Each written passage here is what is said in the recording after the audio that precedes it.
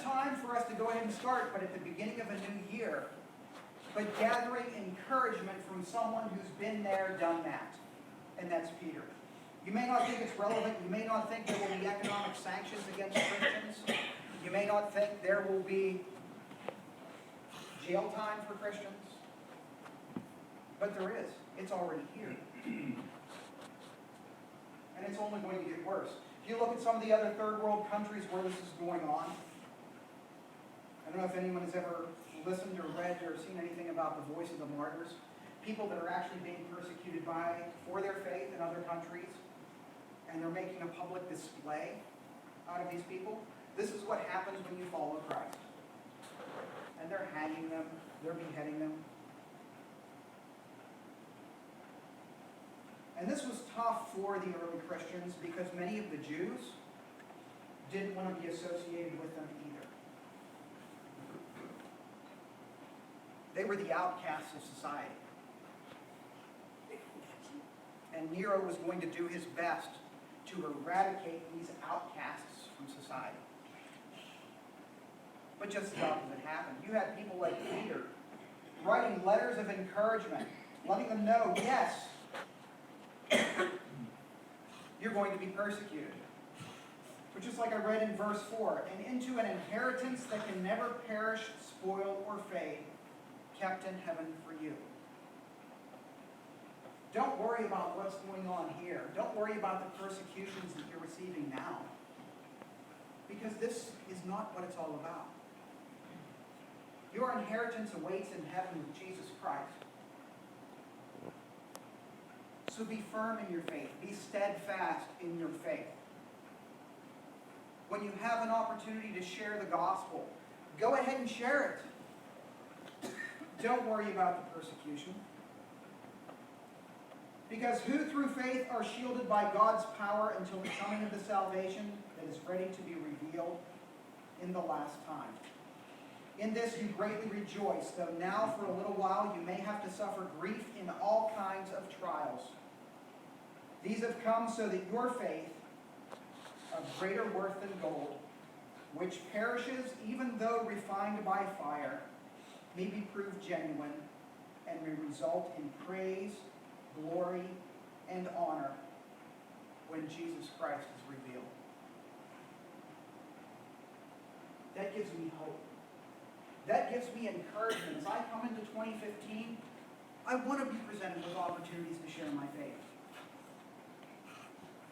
And I don't care what anyone else says. I really don't care. Peter didn't either. Peter went on to be persecuted over and over. Thrown in jail many times, whipped many times. But honestly, he'd been there, done that. And I think this letter speaks to us today because we're going to see increased persecution in our country. And it may not be to the level of we're thinking about in some of the third world countries, but it could very well come to that eventually. And I just want to start off 2015 in providing words of encouragement to each and every one of you. That through faith, we're shielded by God's power. It's not going to be easy. But I would like each of you, if you have an opportunity, to read through 1 Peter. It's not a very long book of the Bible. But the blueprint that he provides for those of us who are strong in our faith and may backslide from time to time, the encouragement, the push that he provides will help us to get through any trial that we face or any obstacle in our lives that we may encounter in 2015.